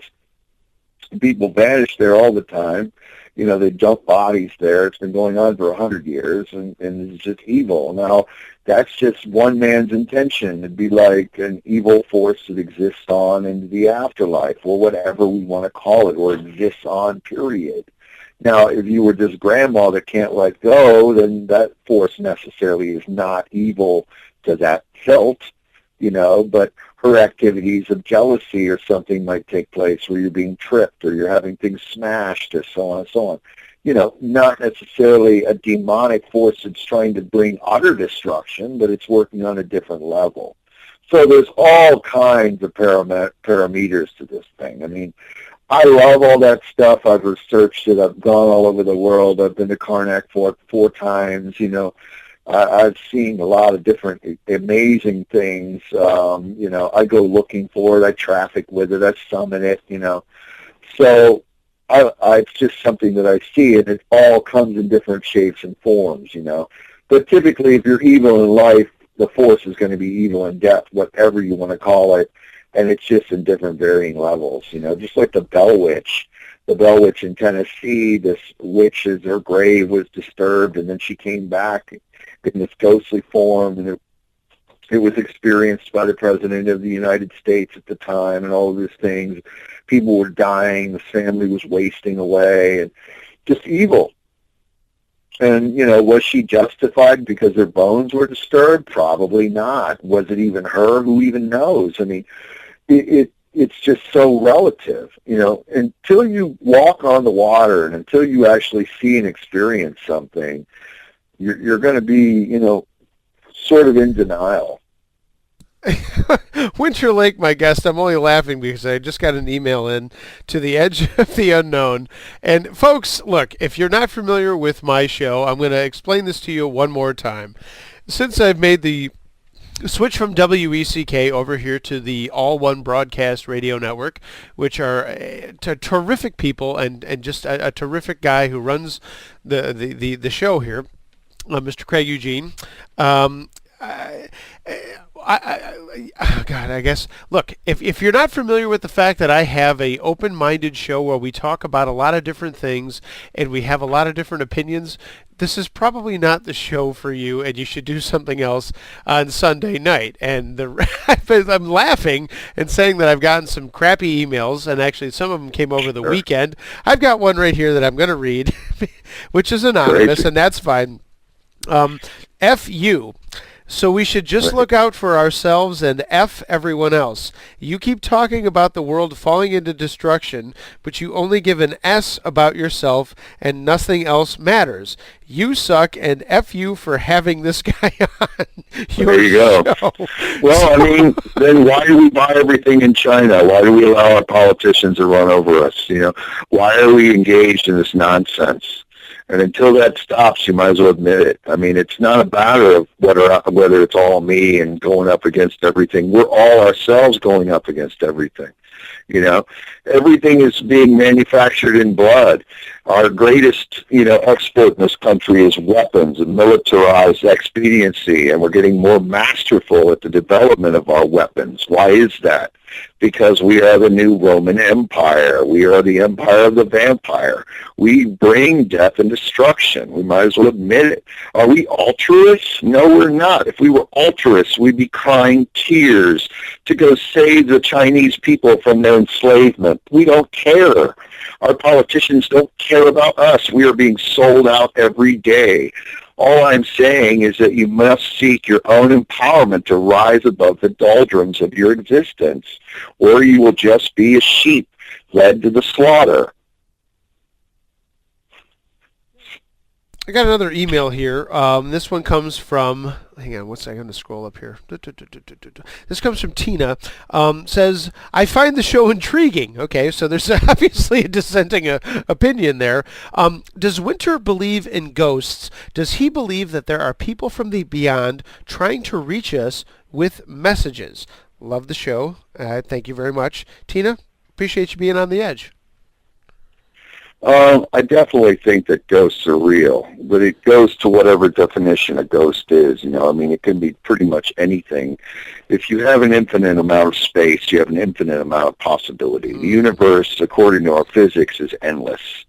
So whatever's coming through our veils of reality, breaking into our four-dimensional existence, call it a ghost or whatever, is definitely there. They do, they can be ancestors bearing a message.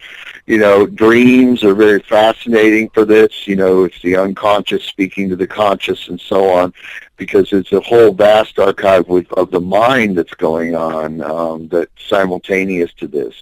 So ghosts are a big aspect of things if there's some answers to be heard. And typically there's a lot of things that can be done in spell casting that can manifest answers and things like that, and ghosts can be very helpful. However, again, ghosts can be evil, whatever you want to call them, and very destructive. You're occupying a space they don't want you in, so it becomes some kind of demon gate, even though it's some past person that's just pissed off and causing a lot of problems, I mean, some guy recently spent $30,000 buying some possessed house around here, and he's like some famous ghost guy, I mean, people are going around looking for it now, and they're buying homes, and they're, getting all into it to try to really irk things up. But, you're introducing those things in your life, and you're not ready for it. You don't want your brake lines to go out. You end up going over the hill and smashing in the tree, And that's interesting, because I think you would, if you asked, and especially the folks who listen to my show and who have called in with a lot of really strange things that they've seen or a lot of things that have affected them, they didn't ask for that. They weren't ready for it. And yet now here they are having to deal with some really strange stuff going on, whether it's their business, their home, or a place that they frequent. What do you tell people like that? I mean, there are forces out there that are just, introduced in a person's life. They're just going along the tracks. They're in their own little race to exist. And, then all of a sudden the supernatural is invited or comes into their life and affects it. That's not good. I mean, for that individual, it definitely is mind-shattering, because first you have to now accept that all of this is real, and then second, you're like, how can we remedy it? There are rituals that I've written throughout my books that can be used as banishments, or certain things in our historic record that we can be borrowed from that can be used to banish it. And banishing means this: you are bringing your own will, your own intention to claim space. That's really what it is. If you're laboring under a curse and you're weighted down and your life is always wrong and you're having bad luck and it's just constant, there are things that can be done in order to lift that weight off. The banishment does that. Just like a ghost in the house. There's this ghost, say, and he's annoying, and he's breaking things, and things are popping and breaking, like electronics are ruining, and it's costing thousands of dollars. What you'll do is cast a banishment or an exorcism or whatever you want to call it to try to get that house back to you. You want to be the owner, so you're getting rid of the old owner. So you would have to use banishment, exorcism, forces of your own will, your own mind, your own spirit against that. So it creates a conflict. I mean, mankind strives on conflict. It loves its wars. It's how we strive. We also learn through suffering. Mankind, if it learned through being good, we would not really be anywhere. We'd be sitting in Eden or whatever you want to call it, and just be naked and in this illustrious reality. But unfortunately, mankind is a suffering creature, and it's how it learns. And so you would almost have to go to war with this creature, force, ghost thing in order to drive it out of your house. And most times, to be honest, you're going to lose just because the thing is so different from what you are and you're not used to it, or you don't even know how to go about it unless you had somebody like myself or whatever that really kind of tangled with this. But then again, I would even have to want to have some intention to do it, and so on and so on. And there's even like priests and so on that do it now. I mean, exorcism is huge right now. Sure. Demons are like everywhere right now. People have no idea, but there's like 1,000 priests that are being brought in just as exorcists in these certain countries. It's down in South America. It's going crazy with the gangs and the mutilations and the war and the upheaval and, all the demon worship and all this stuff going on. It's amazing. But, I mean, it's just a trend of our society, but the ghost stuff is very hard to tackle. I mean, look at Amityville Horror. I mean, some people say it's a fraud, but I think it's real. I mean, that's just insane. It's interesting because, and I'm gonna. There's a couple of questions that just came through the live chat room, and we've got about just a half hour to go here on the Edge of the Unknown before we wrap things up, folks. So if you're gonna get on board now. 717-298-7460 with my guest, Winter Laake. If you want to get on board the live chat room at allonebroadcast.com, please do. We've got a couple of questions that have come through there. I've got some emails, theedgeoftheunknown@gmail.com. Yes, I'm reading all the ones that are angry.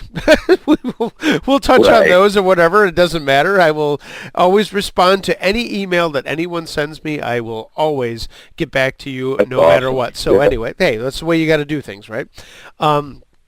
So actually what is interesting was Dave actually had a question about time and lifespan. I'm going to get to that get right back to that. But actually, no, let's start with that. Dave asks the question, whoops, let me scooch right back up. Is time a vector quantity? Is it one directional? When does time end? Well, I mean, time is only relative to our human existence. I mean, in physics and in looking at the entire logician of our science, it is only relative to us. And it's very simply said that as we progress on Earth, we're in this aging process and so on and so on. Time will be usurped and overcome as we advance as a creature with the satanic singularity. As we merge with our machines, we will be able to be timeless. So time will be irrelevant. I mean, it will be a record. It will be a way to be keeping things in an order, to move things or to go out into space and time and conquer it itself. And time, again, is very relative. But time has always been fascinating to me as a remote influencer and a remote viewer, because you can go back and forwards in time and you can just see different things that are going on and like, even go live from Golgotha or something, I mean, it's just different realities that can be seen and different experiences. But the future is shifting always with the present. So if you're in the present, things that we do now as a summation of our decisions, we influence the future as it progresses. And it's like turning right when you should have turned left, and then you get bogged down in some kind of thing, or an event occurs, or you're meeting someone. So these random causal events are a big part of it as well. Thing. And that's why even as a Satanist or black magic practitioner, I seek to manipulate that as well. The future is not set in stone, but I like to keep my future in a certain line, which is exponentially growing, to a higher scale, but you never know, because, I mean, you never know about the events of the random, what if the walls suddenly collapse where we are, or, a comet comes in, or, that nuclear war occurs right now, or something occurs, if some kind of madman comes in, these things are, something of synchronicity that I find fascinating as well, that I constantly kind of run into, not constantly, but in our humanity, as I was speaking about earlier, these events are kind of interesting, how they can turn the tide of our time moving forward as well. So time for me is fascinating. And even how time and our dreams work is fascinating, or how our minds work. You know, we can live a whole lifetime in a dream that lasts just a few hours. How is that possible? So again, as our science fiction becomes more science fact moving forward, we can look at that. And time is very much being analyzed and watched by these people that are investing in the singularity, that are investing in life extension, that are looking into the future and trying to use all kinds of different methods. And trust me, they're all into the Illuminati. They're all into things that are like, you know, how can we be the highest and best? How can we manipulate our time? How can we keep ourselves alive? Just like Kurzweil's obsession with DNA regeneration. That's going to be some kind of crazy mix-up if that ever comes about. I mean, we're already cloning, which is something that hasn't gotten really out of the bag yet, and it's just completely needless, really, when we're dealing with a population explosion.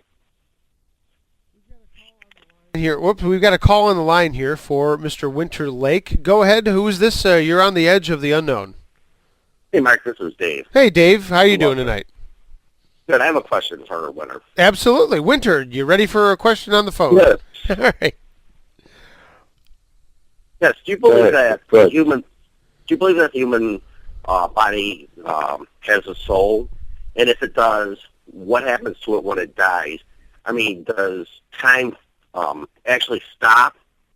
Because we know time is a man-made concept. So I would like to know what your thoughts are on what actually happens to the human soul. Thanks, Mark. The human soul is fascinating as well. And it does not have to be sold to attain Satanism or to attain black magic centrality. The human soul is the driver, it's the force that moves us in our spirit throughout the world. People deny their own soul all the time, or they're wrecking themselves all the time. In the afterlife, even when looking at the Egyptian Book of the Dead, there's probably, in my opinion, some kind of competition. A competition to survive on and to evolve and to go back into a birth record or some kind of reincarnation somewhere here or throughout the universe. It is an energy that strives to survive. However, there are forces that I have seen predominant that do devour this energy. So it's very possible that souls are very much devoured and sought after, which I absolutely believe exist. There's a huge, enormous aspect to the human soul. I mean, and it can, invariably go a million different places to how it goes. It could vaporize, it could evolve, it could reincarnate, it could incarnate, it could just transmigrate. These are all big, high terms in the philosophy of what I'm speaking of, not to get too high-minded or some kind of absolutism. No, that's all right. But, the human soul, again, like time itself, two very parallel, powerful things that I study all the time. Again, using that word. I mean, it just is something that is profound for me as a philosopher and as a doubter, because I look at it and I'm like, wow, how can we rationalize this? These two things that are so amazing in our existence. The human soul, it's just something that can be a haunter. It can be something that exists on. It could be, merged. It's many things, and a lot will be known in the future. And I think even the use of DMT might have an involvement with that. And I'm not a procurer or user of drugs. I'm just saying that this specific type of drug is really going to be something of an aspect that will evolve humans, or some kind of study that's going on with the government. I mean, the government is very paramount in using remote influencing through Shri, which is a psychic research on the East Coast when they had Putov and these other masters of the psychic mind, which were physicists in very high pedigree educations and very intellectual and really moved the United States in amazing ways. They're doing the same experimentations with DMT. And so these two things are kind of interesting to learning more about the soul as well. and time. Because on DMT, what I've been seeing is that it slows time, that you merge with your universe, that you have this utter terrible fear that you're going to die, that you realize you have a soul and all of this. And this is not lysergic dithalamide. I'm not talking about an LSD trip. I am talking about a direct changing manifestation within your own mental psychosis, your own mental ability. And I mean, it's profound, and it's going to be more and more, in a relative state of our time and our soul.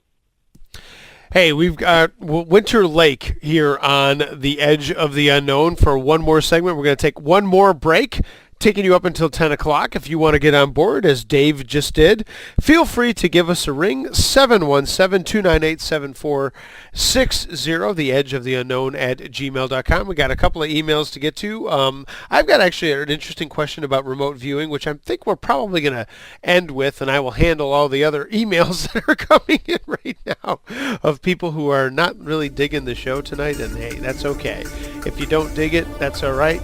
It is your reason to be if you are looking in a different direction, but that's what the show. But you're going to have Bigfoot on, so that next week we got Ron Bowles and Jim Sherman. We're going to be talking about Bigfoot. It's going to be awesome. We're going to have Bigfoot. Ben Radford on in a couple of weeks. We're going to talk more about chupacabras. Hey, those are fun things. See, so hopefully we don't need the doom philosophy of the future. Who cares? Let's just talk about the chupacabra creature. There you go. Hey, Winter Laake is my guest. We're going to be back with more with him, and we'll hear from you right after that. It's the Edge of the Unknown. Back right after this. Skirts and dresses, all just a click away. Check out the latest inventory online for pictures, sizing, and more. Have a particular item in mind you can't find anywhere else? Go to vintagewearsboutique.com. Still stumped? Try their personal shopper service and let them do the work. Find the best in vintage clothing at vintagewearsboutique.com. Like us on Facebook, follow us at vintagewears_ on Twitter, and see us on Pinterest and Tumblr. vintagewearsboutique.com, where the past is your style.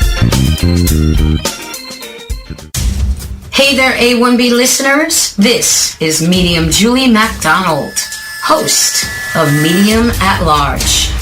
Join me Wednesday nights on All One Broadcast, where together with my guests, we journey into the many different worlds and expressions of spirit. Through mediumship, astrology, nature, indigenous technologies, alternate universes, otherworldly messengers, and much, much more. You just never know where we're going to land. So strap your seatbelts and tune in to Medium at Large on A1B. Listen, it's the only place to be. For those interested in delving deep into the paranormal, why not look into the Paratech Store? Located at paratechstore.com, browsers will find the latest in investigative equipment, books, and more. Items go beyond technical equipment. Mojo bags, stone sets, and other curiosities await your exploration at the Paratech Store. paratechstore.com. Visit them today.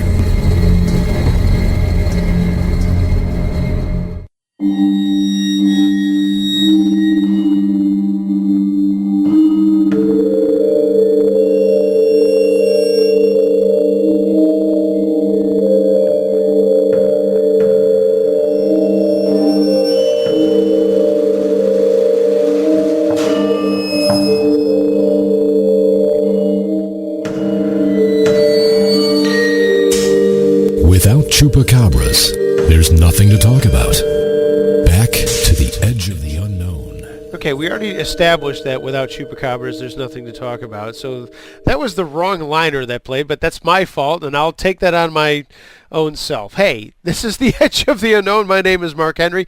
Thanks for hanging out with me late on a Sunday evening, whether you're kicking your week off or you are working your way into the work week. I appreciate you being here. The radio show that I am doing right now is trying to be a show that is open-minded for a lot of different opinions, a lot of different approaches to this life, and perhaps something that is beyond this life.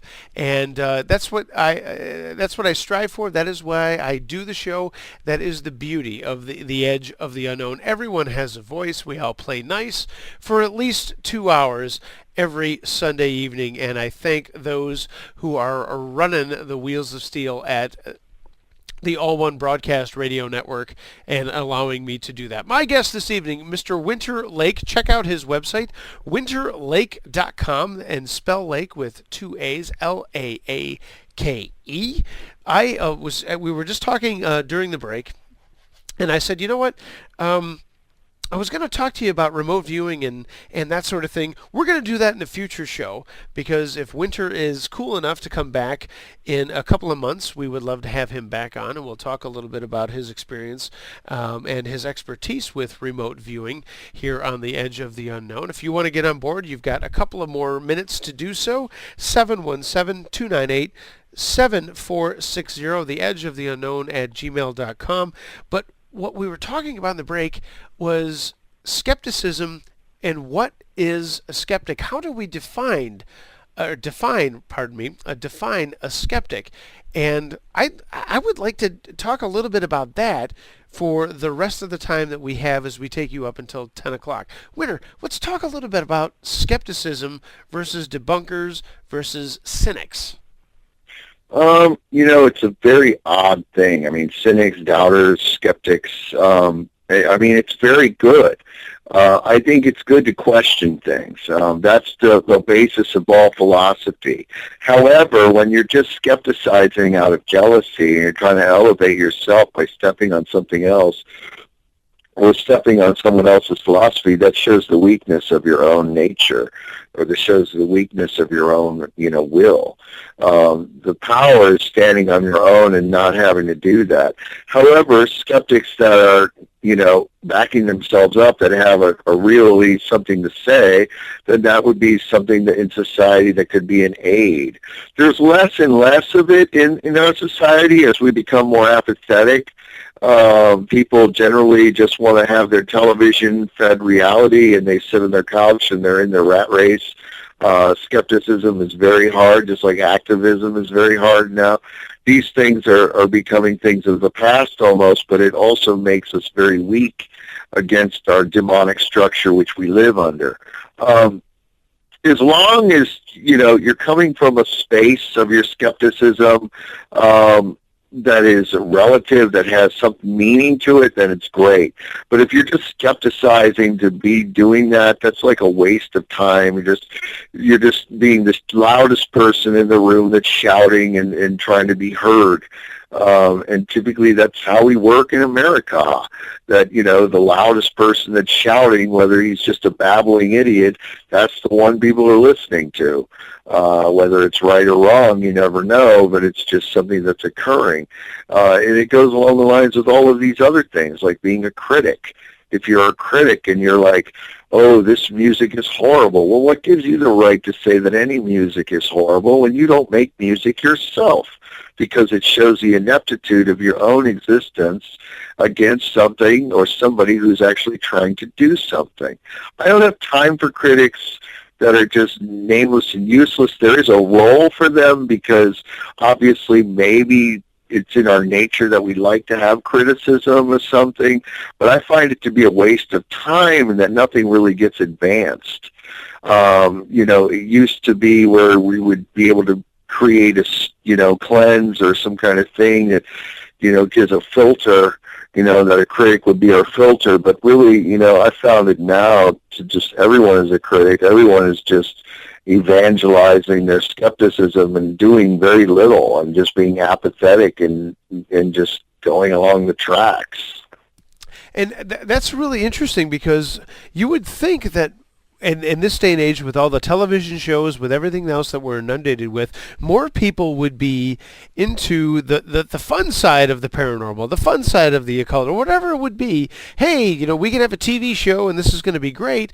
But the truth is, I think more people are taking a step back, and some of them, like myself, I am a skeptic believer, which is, I'm a fence sitter. I guess that's the way That's very good. But very good. Right. But and then you've got the other folks who are just like, you've got the true believers, and the this is all whatever.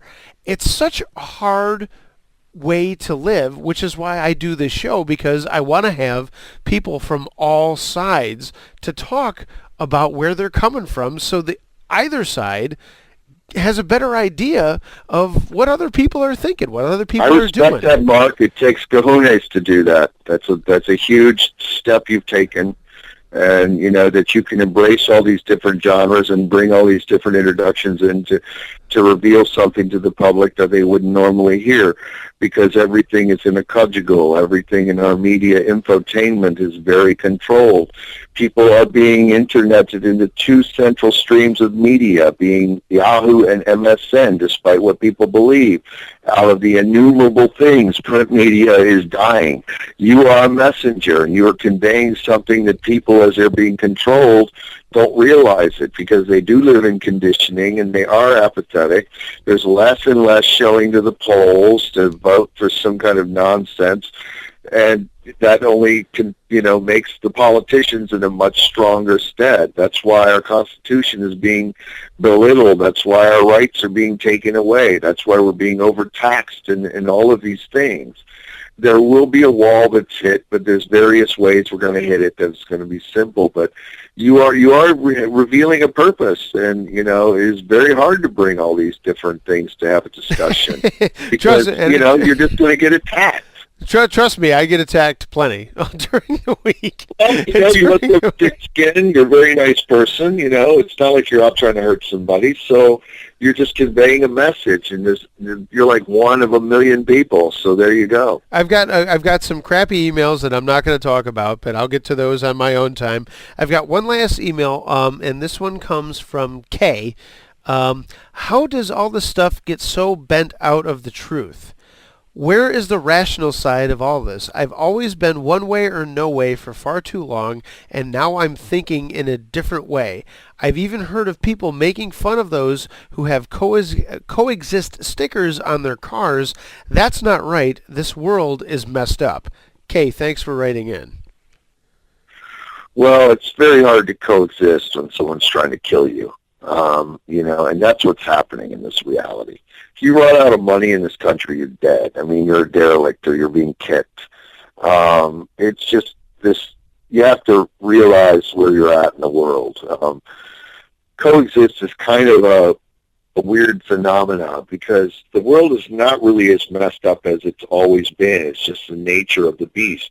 It's actually kind of in a lull right now, but that lull will hurriedly be wrecked when everything starts to run out, which is impending. And that means that these fossil fuels that we're being pushed into, we're not getting into our super technology that we should do.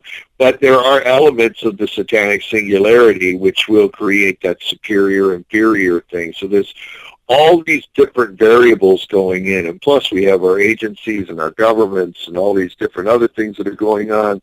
And it's just going to be a free-for-all. It's a war of all against all.